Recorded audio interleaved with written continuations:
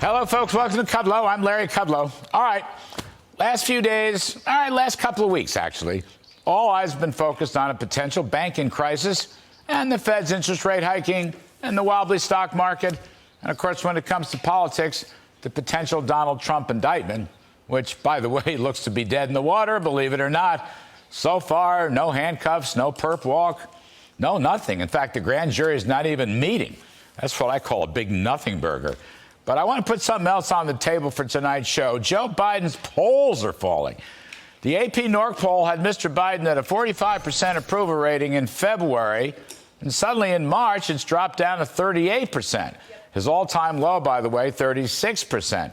And on the flip side, disapproval in February was 54%. By March, 61%.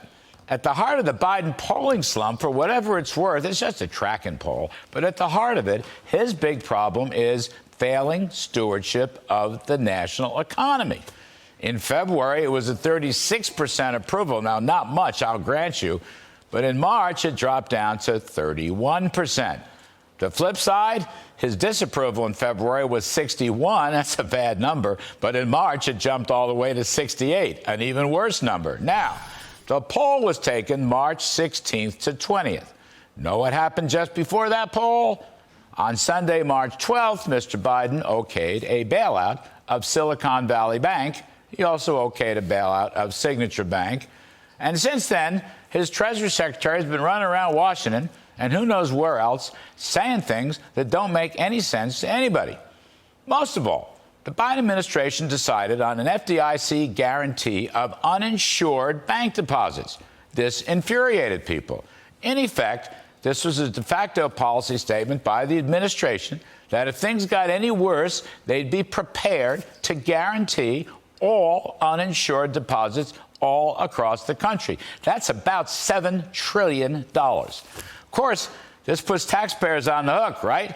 Because the banks have to pony up to cover the FDIC, but it's individual customers who are also taxpayers, who are also hardworking families having trouble making ends meet. They don't like this either, and they're going to pay for it. Now, we don't know how the bank problem is going to work out yet, but Biden policy is heading in the direction of a big government bailout, just like their policies on stuff like climate change and social welfare benefits, health care, ESG. In other words, big government socialism reigns. And by the way, it's not working. Interest rates keep rising, stocks keep falling, and the economy looks very sloppy. Internally, the Bidens can't get it together. Yesterday, Jay Powell says, yes, Janet Yellen is right. If we need to, we're going to cover all the uninsured deposits. Then Yellen yesterday, who said she would cover the uninsured deposits the day before, well, she comes back and says, I didn't say that. I didn't say that. The market went down 600 points. First Republic and other banks went down also. This is called moral hazard. Okay, what does moral hazard mean?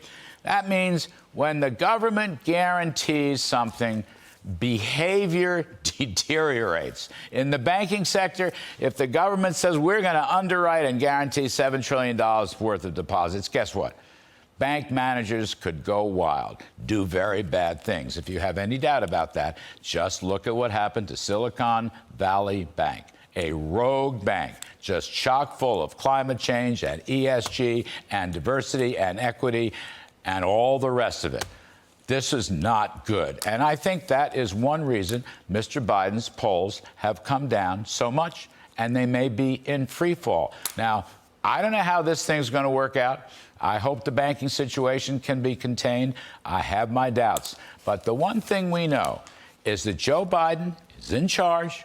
The folks who work with him don't seem to be very consistent, and the country is not full of happy campers.